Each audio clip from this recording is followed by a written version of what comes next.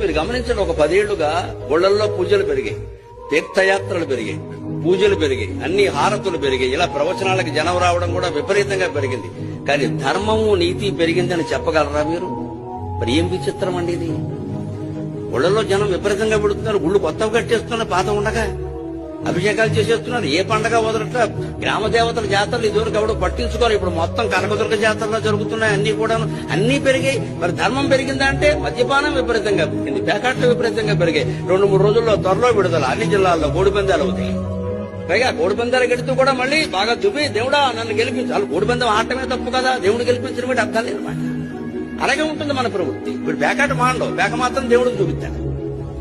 ఇది విచిత్రమైన ప్రవృత్తి అండి. మానవ చెప్పరా, ఇందాక పాలు పోసేది పాలన నీళ్లు పోసేస్తారు, అందన్నారు పెడతారు.